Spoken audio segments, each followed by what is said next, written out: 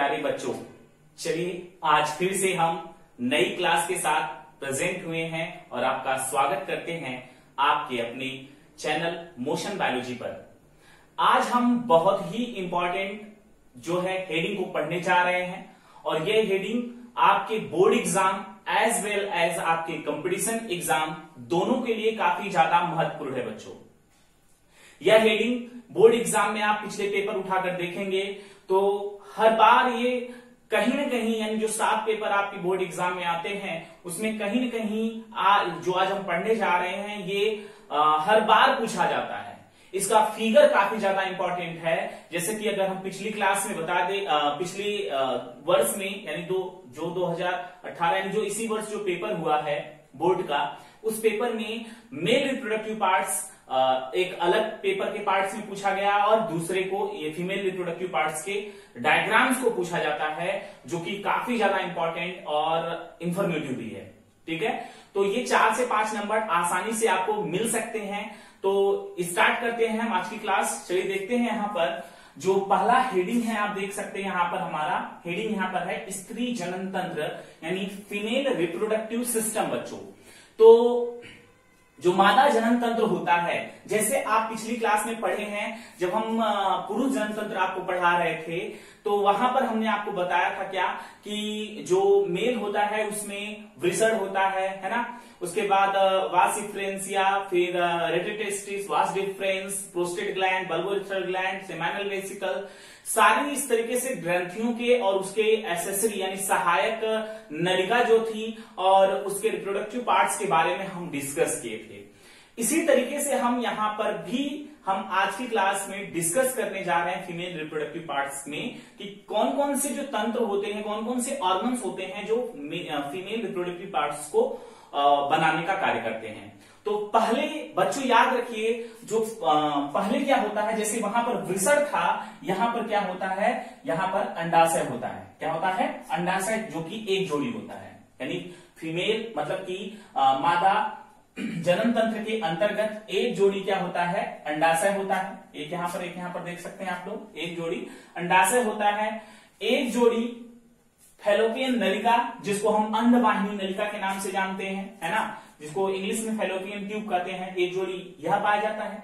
उसके बाद एक सिंगल क्या होता है, गर्भाशय होता है, और उसके साथ ही एक क्या होता है, गर्भाशय ग्रीवा, और उसके साथ ही एक होता है क्या, ग्रीवा नाल, और उसके बाद एक क्या होता है, वजाइना यानी योनि। तो इस प्रकार से हमने आपको बताया क्या कि मादा जनन तंत्र के अंतर्गत संख्या में 2 यानी यहां कह सकते हैं एक जोड़ी अंडाशय और एक जोड़ी अंडवाहिनी नलिका और एक गर्भाशय और एक गर्भाशय ग्रीवा और एक गर्भाशय नाल और एक वजाइन। तो ये सब ऑर्गन मिलकर, जो ये 3-4 हम बताए हैं, ये सारे ऑर्गन मिलकर मतलब कौन कौन, अंडाशय हो गया और उसके साथ ही दूसरे नंबर पर अंडवाहिनी नलिका, यूट्रस और गर्भाशय ग्रीवा, ये ग्रीवा नाल और ये 5वां वजाइना। तो ये पांचों अंग मिलकर स्त्री जनन तंत्र का निर्माण करते हैं। बच्चों, स्त्री जनन तंत्र के अंतर्गत 2 मैमरी ग्लैंड्स भी आ जाती हैं यानी स्तन ग्रंथियां भी आती हैं। ठीक है, तो आपको समझ में आ गया कि जैसे पुरुष जनन तंत्र के बारे में हम लोगों ने पढ़ा था, वैसे यहां पर भी हम लोग पढ़ लिए हैं। कॉन्सेप्ट क्लियर है कि नहीं है? हमने क्या बोला, मादा जनन तंत्र के अंतर्गत एक जोड़ी अंडाशय और एक जोड़ी अंडाशय हो गया, एक जोड़ी अंडवाहिनी नलिका, एक गर्भाशय सिंगल होगा। ठीक है, एक गर्भाशय ग्रीवा और एक गर्भाशय नाल और एक योनि यानी वजाइना। तो ये मतलब मिलकर, ये सारे पांचों मिलकर क्या बनाते हैं, ये मादा जनन तंत्र का निर्माण करते हैं स्टूडेंट। और इसी के साथ ही 2 मैमरी ग्लैंड यानी 2 स्तन ग्रंथियां भी मादा जनन तंत्र के अंतर्गत सम्मिलित होती हैं बच्चों। ठीक है, तो इतना समझ में आ गया होगा। अब हम बात करते हैं अगली हेडिंग की तरफ अपने, जो हमारी अगली हेडिंग है स्टूडेंट, वो क्या है? अंडाशय। यानी कि हमने तो ये 5 पार्ट पढ़ा, अब 5 पार्ट में हम पढ़ेंगे पहली हेडिंग कौन सी? अंडाशय, यानी ओवरी। इंग्लिश में इसको क्या कहते हैं बच्चों? ओवरी। हमने यहां फिगर में आप देख रहे हैं इंग्लिश और हिंदी दोनों में लिखा है। अभी हम एक एक इंग्लिश और एक एक हिंदी को हम बता रहे हैं, आपको कोई कंफ्यूजन नहीं रहेगा दिमाग में। हेडिंग हमारी फर्स्ट होगी यहां पर अंडाशय, यानी ओवरी क्या होता है, अंडाशय क्या होता है। तो स्टूडेंट हम आपको क्लियर कर देना चाहते हैं, अंडाशय स्त्री का प्राथमिक लैंगिक अंग होता है बच्चों, और यह स्त्री में जो है किसका निर्माण करता है? अंड कोशिका का निर्माण करता है। तो पुरुष में प्राथमिक लैंगिक अंग कौन है? इसका आंसर आप जो है कमेंट बॉक्स में दीजिएगा। क्या हमने पूछा आपसे? पुरुष में प्राथमिक लैंगिक अंग कौन है? उसका आंसर आप कमेंट बॉक्स में दीजिएगा। लाइव चैट में तो आप देख ही रहे हैं, लेकिन आप कमेंट बॉक्स में लिखिएगा। नेक्स्ट डे हम उसका नाम बताएंगे किसने इसका आंसर दिया, और साथ में एक और आंसर दे दीजिएगा। क्या? जो गुबर्नाकुलम होता है वो उसका कार्य क्या होता है? ठीक है, उसका कार्य क्या होता है और वो क्या होता है, इसके बारे में हमको इस दोनों क्वेश्चन का आंसर जो है आप कमेंट बॉक्स में दे दीजिएगा स्टूडेंट। तो हमने क्या बताया? अंडाशय हम पढ़ने जा रहे हैं। अंडाशय यानी जिसको इंग्लिश में कहते हैं ओवरी। ओवरी जो होता है स्त्री जन्म तंत्र या स्त्री में प्राथमिक लैंगिक अंग होता है, और ओवरी से, यानी ये संख्या में कितने होते हैं? 2 होते हैं, और ओवरी से अंडाणु कोशिका का निर्माण होता है। किसका? अंडाणु कोशिका यानी ओवम सेल का निर्माण होता है स्टूडेंट। ठीक है, और अंडाशय यानी जो ये ओवरी है, इसकी साइज कई बार पूछ लेता है, तो 2 से 4 सेंटीमीटर क्या होती है? ये लंबी होती है। ठीक है स्टूडेंट, 2 से 4 सेंटीमीटर ये क्या होती है? लंबी होती है। लगभग इसकी जो है अंडाशय की लंबाई बताई जा रही है। ठीक है, और फिर उसके बाद अंडाशय जो होता है स्टूडेंट, अंडाशय जो अंड कोशिका होती है, ठीक है, सॉरी, अंडाशय जो होता है, ये जो अंडाशय है, यह अंडाशय एक पतले एक आवरण से घिरी होती है। इस आवरण का नाम क्या होता है? इपिथीलियम, जिसको हिंदी में कहते हैं उपकला। ठीक है, इपिथीलियम के अस्तर से क्या होती है? घिरी होती है। और यह इपिथीलियम स्टूडेंट जुड़ा होता है किससे? स्ट्रोमा से। किससे जुड़ा होता है? स्ट्रोमा से। ठीक है, तो ये इपिथीलियम किससे जुड़ा होता है? हम यहां पर इसको ड्रॉ करते हैं, नहीं यहां दिख रहा होगा आप लोगों को, नहीं दिख रहा होगा तो हम इसको मिटा के बता देते हैं। ठीक है, कंफ्यूजन ना हो आपके दिमाग में, सारे एक पॉइंट क्लियर करते चलो। हम बता रहे हैं आपको, हम पढ़ रहे हैं अंडाशय, इंग्लिश इसकी क्या है? ओवरी। ठीक है, अंडाशय क्या होता है? प्राथमिक लैंगिक अंग होता है, हमने आपको बताया है। प्राथमिक लैंगिक अंग होता है। काम क्या है यह इसका? यह अंड कोशिका को, अंड कोशिका का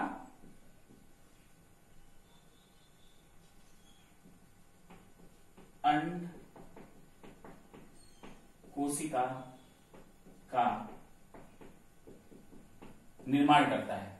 यह अंड कोशिका का निर्माण करता है बच्चों, इसलिए प्राथमिक जो है लैंगिक अंग होता है।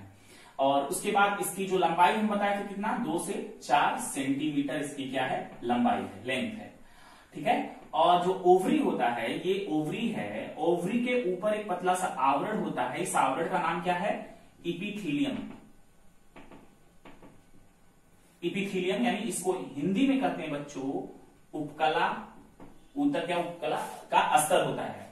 और यह इपिथीलियम जिससे जुड़ा होता है, यानी जिससे कनेक्टेड है, यहां पर जिससे ये कनेक्टेड, बड़े ध्यान से देखिएगा, ये जिससे कनेक्टेड होगा उस वाले भाग को हम बोलते हैं ओवेरियन स्ट्रोमा, यानी कि जो अंडाशय स्ट्रोमा कहते हैं उसको हिंदी में। अंडाशय स्ट्रोमा, इंग्लिश में ओवेरियन स्ट्रोमा कहते हैं। और इस ओवेरियन स्ट्रोमा यानी अंडाशय स्ट्रोमा के दो भाग होते हैं। बाहर की तरफ जो भाग होता है बच्चों उसको बोलते हैं ओवेरियन कॉर्टेक्स, और अंदर की तरफ जो भाग होता है बच्चों उसको क्या बोलते हैं, ओवेरियन मेडुला। ठीक है स्टूडेंट, तो ये क्लियर हो जाएगा आप लोगों को। ठीक है, तो आपको कंफ्यूजन ना हो इसलिए हम आपको बता दिए कि जो बाहर की तरफ यानी कि यहां पर देख सकते हैं आप लोग, आपको क्लियर हो जाए कि जो ये एपिथेलियम यानी उपकला ऊतक होता है स्टूडेंट, ये उपकला ऊतक जो होता है ये अंडाशय में, जो अंडाशय होता है इससे क्या होता है, जुड़ा होता है। इसके ऊपर का बाहरी स्तर होता है, उपकला ऊतक जो होता है इसका बाहरी स्तर होता है, और उसके साथ ही इसके अंदर ये जो उपकला ऊतक है अंडाशय से जिस भाग से जुड़ता है उसको क्या बोलते हैं, अंडाशय स्ट्रोमा कहते हैं। ठीक है, यानी कि एक तो ओवरी हो गई, अंडाशय हो गया, अंडाशय के ऊपर एक पतला सा आवरण है उसको हम क्या बोले, उपकला, और उपकला और अंडाशय, जो उपकला है वो अंडाशय से जिससे जुड़ता है उसका नाम क्या है, अंडाशय स्ट्रोमा है, यानी ओवेरियन स्ट्रोमा है। और उसके बाद उसके दो भाग होते हैं, बाहर की तरफ वाला भाग वल्कुट कहलाता है और अंदर की तरफ वाला भाग मेडुला कहलाता है। ठीक है, जिसको हिंदी में मध्यांश कहते हैं, यानी बाहर की तरफ वाले भाग को वल्कुट और अंदर की तरफ वाले भाग को मध्यांश। और वल्कुट की इंग्लिश होती है कॉर्टेक्स और मेडुला की इंग्लिश, मध्यांश की इंग्लिश होती है मेडुला। ठीक है, इसका मतलब जो ओवरी होता है उसके जो ओवेरियन स्ट्रोमा है उसके दो भाग हैं, एक बाहर की तरफ कॉर्टेक्स और अंदर की तरफ क्या है, मेडुला है। ठीक है, तो हम आगे डिस्कस करेंगे इसके बारे में कि ये क्या होता है, क्यों होता है, हम आगे बताएंगे, क्योंकि इसी स्ट्रोमा, जो स्ट्रोमा बता रहे इसी स्ट्रोमा में होती है कौन सी, अंड कोशिका होती है, जिसमें oogenesis होता है, अंड जनन होता है। ठीक है, तो जैसे स्पर्म के प्रोडक्शन को स्पर्मेटोजेनेसिस कहते हैं, उसी प्रकार से अंडाणु के निर्माण को हम oogenesis के नाम से जानते हैं, यानी हिंदी में अंड जनन के नाम से जानते हैं बच्चों। ठीक है, तो हम एक बार फिर से इसको क्लियर कर देते हैं। अंडाशय जो होता है ये यह प्राथमिक लैंगिक अंग होता है मादा जनन तंत्र का, और यहाँ पर oogenesis विधि मतलब प्रक्रिया में अंड कोशिका का निर्माण होता है। अंडाशय की जो लंबाई होती है वो 2 से 4 सेंटीमीटर लंबी होती है। और बच्चों अब यहाँ पर एक पॉइंट और क्लियर कर लो यही आप लोग कि जो अंडाशय होता है वो गर्भाशय की दीवार से जुड़ा होता है, और गर्भाशय की दीवार से किससे जुड़ता है बच्चों, तो वो लिगामेंट से जुड़ता है,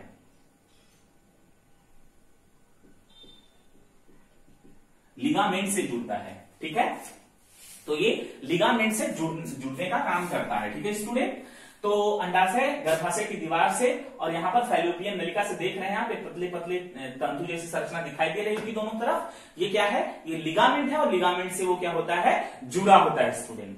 ठीक है, अब उसके बाद हमने बताया अंडाशय के ऊपर एक पतला सा आवरण होता है जिसको हम इपिथीलियम कहते हैं, है ना, उपकला कहते हैं, और यह जिससे कनेक्ट, इपिथीलियम यानी जो उपकला ऊतक होता है वो जिससे जुड़ा होता है उसका नाम क्या है, ओवेरियन स्ट्रोमा यानी अंडाशय स्ट्रोमा। और अंडाशय स्ट्रोमा के दो भाग होते हैं बच्चों, एक बाहर की तरफ वाला भाग जो होता है उसको हम कॉर्टेक्स, और अंदर की तरफ वाले भाग को हम बोलते हैं वल्कुट। कॉन्सेप्ट क्लियर है, एकदम एक एक पॉइंट डिस्कस किए हैं। और हाँ, एक पॉइंट और यहां से बता दें कि जो स्त्री जनन तंत्र होता है यानी फीमेल रिप्रोडक्टिव पार्ट्स होता है वो भी मेल रिप्रोडक्टिव पार्ट्स की तरह ही श्रोणी जो क्षेत्र होता है वहीं पर स्थित होता है, यानी पेल्विस रीजन में स्थित होता है। ठीक है, तो मेल में भी वहीं पर होता है, फीमेल में भी श्रोणी क्षेत्र में ही स्थित होता है, यानी कि पेल्विस रीजन में स्थित होता है। इतना बच्चों क्लियर हो गया है ना, कोई कंफ्यूजन बताइए, कोई कंफ्यूजन हो तो बता दीजिए, कोई कंफ्यूजन नहीं है, होनी भी नहीं चाहिए। बहुत ही इंपॉर्टेंट पॉइंट्स, और साथ में एक एक पॉइंट को डिस्कस किए हैं। आप एनसीईआरटी ओपन करिए, आपको कोई भी ऐसा पार्ट होगा जो आपको नहीं लगेगा कि नहीं सर आपने डिस्कस नहीं किया, एक एक वर्ड को, एक एक कॉन्सेप्ट को क्लियर किए हैं आप लोगों को। ठीक है, तो अगली हेडिंग की तरफ मूव ऑन करते हैं। अगली हेडिंग हमारी कौन सी है, अंडाशय। ठीक है, अंडाशय नलिका यानी कि अंडवाहिनी नलिका भी इसको कहते हैं, अंडवाहिनी नलिका ही कहेंगे उसको। ठीक है, इंग्लिश में उसको फैलोपियन ट्यूब के नाम से जानते हैं। तो यहीं पर डिस्कस करेंगे, फिगर का बहुत काम है हमारे पास, क्योंकि हम इसको अभी एक बार और आपको समझाएंगे। अंडवाहिनी नलिका, जिसको इंग्लिश में बच्चों कहते हैं फैलोपियन ट्यूब।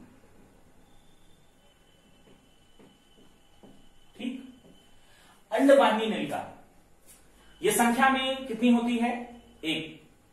एक क्या? एक नहीं होती, एक जोड़ी होती है बच्चों। ठीक है, कॉन्सेप्ट क्लियर है आपके दिमाग में? केवल एक जोड़ी अंडाशय और एक जोड़ी फैलोपियन नलिका ही होती है, बाकी सब एक एक होते हैं। तो एक जोड़ी क्या होता है? फैलोपियन नलिका यानी कि फैलोपियन ट्यूब। कभी कभी एग्जामिनर आपसे फैलोपियन नलिका हिंदी में लिखकर पूछ लेगा, तो कंफ्यूजन न रहे दिमाग में, आपसे क्लियर कर देते हैं। अंडाशय वाहिनी नलिका यानी फैलोपियन जो ट्यूब होती है वो एक जोड़ी होती है। ठीक है, और ये कितने भाग से मिलकर बनी है आप यहाँ पर देख सकते हैं। यहाँ जो फैलोपियन नलिका होती है बच्चों, वो उसका जो सबसे निचला वाला भाग देख रहे हैं आप लोग, आपको झालर जैसी संरचना दिखाई दे रही है ना? झाल जैसी संरचना दिखाई दे रही है, ऐसे ऐसे झाल जैसी संरचना दिखाई दे रही है। इसको हम झालर या फिम्बरी के नाम से जानते हैं। झालर या फिम्बरी के नाम, इंग्लिश में फिम्बरी और हिंदी में उसको झालर कहते हैं। आप देख सकते हैं यहाँ पर झालर जैसी संरचना होती है, ऐसे ऐसे ही होती है बच्चों, ऐसे ही। ठीक है, तो इस वाले भाग को हम क्या बोलते हैं? जो ये निकला हुआ भाग है, इसी को हम झालर के नाम से जानते हैं। इसको इंग्लिश में बोलते हैं फिम्बरी कहते हैं स्टूडेंट। ठीक है, और फिम्बरी के पीछे की तरफ कीप, यानी कीप जानते हैं आप? घरों में देखेंगे कुप्पी होता है तेल ऑयल्स को स्टोव वगैरह में डालने के लिए, तो वो कीप जैसी संरचना होती है। चौड़ा वाला भाग देख रहे हैं यहाँ पर, यहाँ कीप जैसी भाग होती है, इसको बोलते हैं इनफंडिबुलम। इनफंडिबुलम इंग्लिश में कहते हैं स्टूडेंट। तो ये कीप जैसी संरचना होती है यहाँ पर, और ये जो कीप जैसी संरचना होती है, यह आगे की तरफ एक चौड़ा भाग होता है, इसको हम बोलते हैं तुम्बिका, और इंग्लिश में बोलते हैं उसको एम्पुला। इंग्लिश में क्या बोलते हैं? एम्पुला। ठीक है, और उसके बाद एक पतली सी नलिका होती है, उसको हम बोलते हैं संकीर्ण पथ यानी इस्थमस के नाम से जानते हैं। तो यह इस्थमस, एम्पुला, इनफंडिबुलम, ये तीनों मिलकर फैलोपियन ट्यूब का निर्माण करते हैं। मतलब फैलोपियन ट्यूब को 3 भाग में डिवाइड किया गया है। एक ही पॉइंट में आप जान लीजिए, फैलोपियन ट्यूब को जो है 3 पार्ट्स में डिवाइड किया गया है। कौन कौन से पार्ट में बच्चों? पहला क्या है उसमें? पहला हम बताते कौन सा है? इनफंडिबुलम। दूसरा क्या है?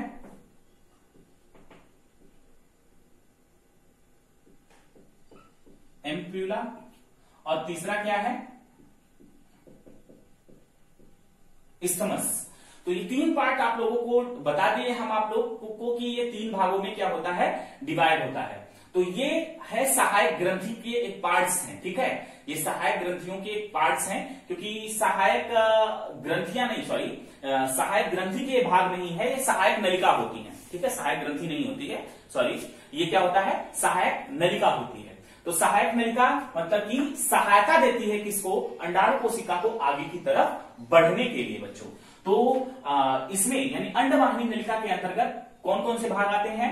कौन कौन सा? इनफंडिबुलम, एम्पुला और इस्थमस। ठीक है, तो इनफंडिबुलम यानी कि यहाँ कीप जैसी संरचना आपको दिखाई दे रही होगी, इसको बोलते हैं इनफंडिबुलम। और उसके साथ साथ यहां पर आपको ये भी देखने को मिल रहा होगा कि आगे आपको यहाँ चौड़ा सा भाग है जिसको हम बोलते हैं एम्प्यूला, और उसके बाद एक पतला सा सकरा नली है जिसको हम बोलते हैं क्या? इस्थमस बोलते हैं। और ये जो फैलोपियन नलिका है, कभी कभी पूछ लेता है कितनी लंबी होती है, तो बच्चों को याद रखिएगा 10 से 12 सेंटीमीटर क्या होती है? लंबी होती है। तो अंड कोशिका यहीं से निकलता है, ध्यान से देखिएगा हम जो बताना चाह रहे हैं आप लोगों को।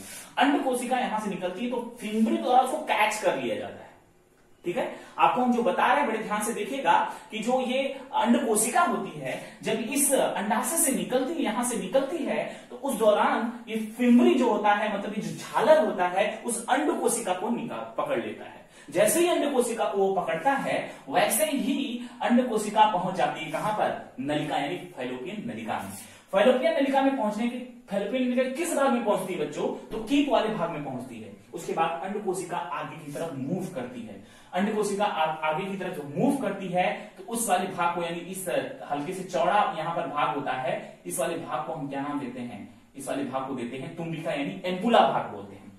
एम्पुला के बाद आगे अंड कोशिका इस रास्ते पे पहुंचता है जिसको हम बोलते हैं क्या? संकीर्ण पथ यानी इस्थमस के नाम से जानते हैं। और यह पतला सा पथ जो है आगे की तरफ जो है किसमें खुलता है? जाकर गर्भाशय में खुलता है। ठीक है, तो ये रहा पार्ट्स, और हमने बता दिया आपको कि क्यों होता है, ये भी हमने आपसे यहां पर क्लियर कर दिया। ठीक है, तो उसके बाद हम आगे बात करते हैं। अगली हेडिंग हमारी होगी कौन सी? गर्भाशय। कौन सी हेडिंग होगी बच्चों? गर्भाशय। तो स्टार्ट करते हैं हम अगली हेडिंग की तरफ बढ़ते हैं। ये क्लियर हो गया ना कि फैलोपियन यानी अंडवाहिनी नलिका जो होती है यह एक सहायक नलिका होती है, ठीक है, और इसमें मुख्यतः 3 नलिकाएं जो है आपस में मिलकर तो अंडवाहिनी नलिका का निर्माण करती हैं। पहली जो नलिका छोटी सी होती है उसको बोलते हैं इनफंडिबुलम, छोटी सी होती है। उसके बाद एम्पुला होता है, उसके बाद स्थमस, और पूरी लंबाई आपको बता दिया हमने कितना, 10 से 12 सेंटीमीटर ये क्या होता है? चौड़ा होता है, ठीक है, सॉरी लंबा होता है। और उसके बाद हमने ये भी आपको क्लियर कर दिया कि किसका क्या कार्य है। फ्रिमी मतलब ये जो झालर है ये क्या करता है? ये पकड़ने का काम करता है अंड कोशिका को। कीप द्वारा अंड कोशिका आगे की तरफ मूव करती है और पहुंच जाती है कहां? गर्भाशय में। ठीक है स्टूडेंट, ठीक। आगे हम क्लियर करेंगे कि जो एग सेल है उसका फर्टिलाइजेशन, चलो यही बता देते हैं हम आपको। जो अंड कोशिका होती है वो एम्पुला वाले भाग में जब पहुंचती है तो अगर स्पर्म मिल जाता है, बड़े ध्यान से देखिएगा हमने क्या बताया, अगर स्पर्म मिल जाता है तो इसको ये फर्टिलाइज कर लेता है, अगर नहीं मिलता तो यही अंड कोशिका आगे की तरफ मूव कर जाती है, मतलब डेड हो जाती है, मर जाती है। ठीक है, आगे और अच्छे तरीके से कॉन्सेप्ट क्लियर होगा। चिंता मत करिए क्या सर बता दिए हैं, ठीक है, अभी चिंता मत करिए, आराम से अगली हेडिंग जो पढ़ा रहे हैं उसको पढ़िए।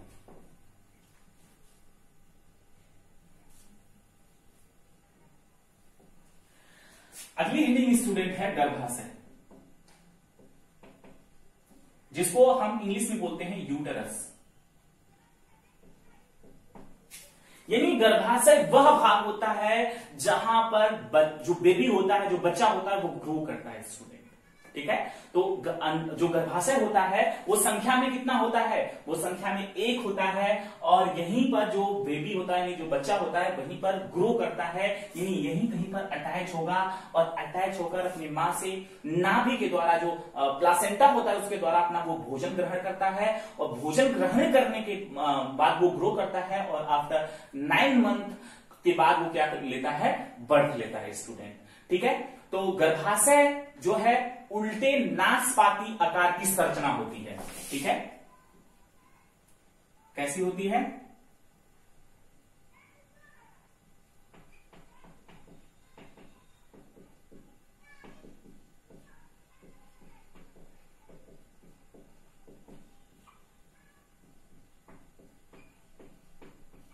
उल्टी नाशपाती आकार की संरचना होती है स्टूडेंट, और उसके साथ साथ जो गर्भाशय होता है वो किस किस भाग से जुड़ा होता है हम आपको बता दें यहां पर। तो जो गर्भाशय होता है यहाँ पर बेबी ग्रो करता है, और ग्रो करने के बाद जो है ये मतलब आगे की तरफ जब वो बर्थ लेता है तो इसी कैनाल के रास्ते से, इसी रास्ते से क्या होता है? आगे की तरफ मूव करता है। ठीक है, तो बच्चा यहां पर सर्वाइव करता है गर्भाशय में, और उसके बाद ग्रीवा नाल है यहाँ पर जिसको हम गर्भाशय ग्रीवा है जिसको हम सर्विक्स कहते हैं। उसके बाद इस वाले भाग को हम क्या बोलते हैं? ग्रीवा नाल कहते हैं, और जिसको इंग्लिश में सर्वाइकल कैनाल के नाम से जानते हैं स्टूडेंट। और ये कैनाल जो है ये जो आपको सिस्टम दिखाई दे रहा है गर्भाशय ग्रीवा और ग्रीवानाल, ये मिलकर क्या बर्थ कैनाल का निर्माण करते हैं, जिससे बेबी जो है इसी रास्ते से होते हुए बर्थ लेता है। ठीक है स्टूडेंट्स, तो इतना आपको समझ में आ गया होगा। ठीक, अब बात करते हैं गर्भाशय की जो दीवार होती है वो कितने मतलब स्तर की बनी होती है। तो जो गर्भाशय होता है उसके वो 3 स्तर से मिलकर बना होता है। कितने स्तर से? 3 स्तर से मिलकर बना होता है। बाहर की तरफ यानी जो सबसे बाहर की तरफ स्तर होता है उसको बोलते हैं परिगर्भाशय, जिसको इंग्लिश में पेरीमेट्रियम के नाम से जानते हैं।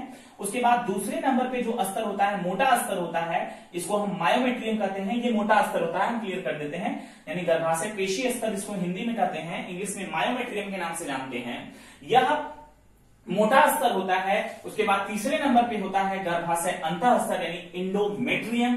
तो ये 3 स्तर से मिलकर जो है गर्भाशय की जो दीवार होती है, ये 3 स्तर से मिलकर क्या होती है बच्चों? यह बनी होती है। ठीक है, तो ये 3 स्तर से मिलकर क्या होती है? बनी होती है। तो इतना तो क्लियर हो गया होगा आप लोगों का।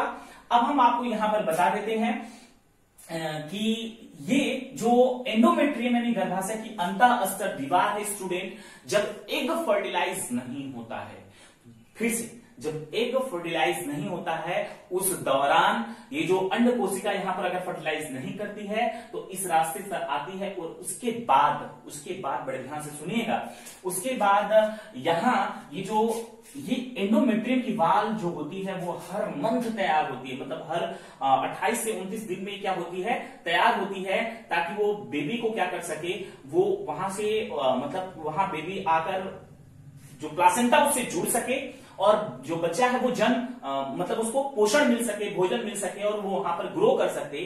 इसलिए जो एंडोमेट्रियम की वाल है ये ग्रो करती है हर मंथ, क्योंकि हर प्रत्येक मंथ में लगभग 28 से 29 दिन में जो गर्ल्स होती हैं उनमें मेंस्ट्रुअल साइकिल चलता है, यानी कि ऋतुस्राव चक्र जो हम आगे पढ़ने वाले हैं वो भी काफी इंपॉर्टेंट है। ऋतुस्राव चक्र चलता है और इस ऋतुस्राव चक्र के अंतर्गत ये जो एंडोमेट्रियम की वाल दिखाई दे रही है, यानी जो ये गर्भाशय अंतः स्तर है, इसमें होती है ब्लड वेसल्स। क्या होती है बच्चों? ब्लड वेसल्स होती हैं इसमें, ठीक है। तंत्रिका तंत्र होते हैं, ब्लड वेसल्स होते हैं, इसमें क्या होते हैं, इसी से जुड़े होते हैं।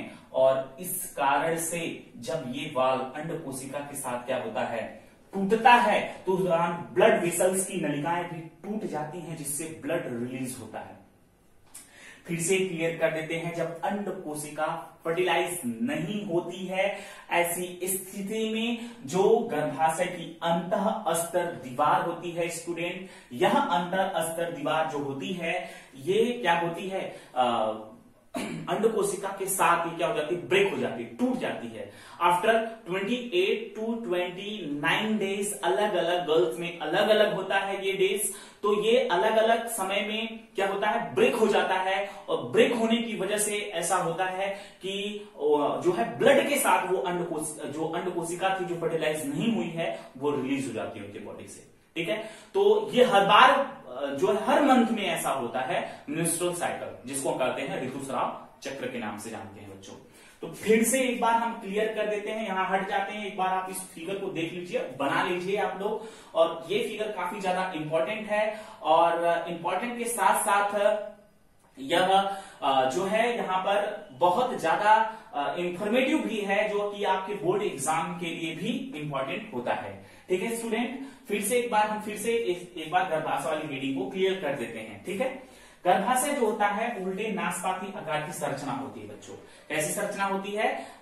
एक उल्टे नाशपाती आकार की संरचना होती है। और गर्भाशय को जो है क्या कहते हैं, गर्भाशय को एक नाम से और जानते हैं, जिसको हम बच्चादानी के नाम से भी जानते हैं बच्चों, ठीक है। तो हम यहां से हट इसलिए रहे हैं बच्चों की ताकि आपको साफ साफ सब कुछ दिखाई दे और आप जो है अपने फिगर को ड्रॉ कर सके। तो हम फिर से क्लियर कर देना चाहते हैं कि यहाँ पर जो हेडिंग आपने लिखा है स्टूडेंट, यहाँ पर देख सकते हैं, गर्भाशय जो होता है उल्टे नाशपाती आकार की संरचना होती है। और गर्भाशय को बच्चादानी भी कहते हैं, यानी वूम्स भी कहा जाता है इसको, ठीक है। इसको और एक नाम से जानते हैं, किसके नाम से? वूम्स इंग्लिश में कहते हैं, और उसको हिंदी में बच्चादानी कहते हैं। तो ये बच्चादानी के नाम से भी जाना जाता है। और उसके साथ ही जो गर्भाशय होता है यह आगे की तरफ क्या किससे जुड़ा होता है? गर्भाशय ग्रीवा से जुड़ा होता है, और गर्भाशय नाल होता है। और उसके बाद अंत में जो होता है क्या होता है? उसके योनि यानी वसाइना होता है।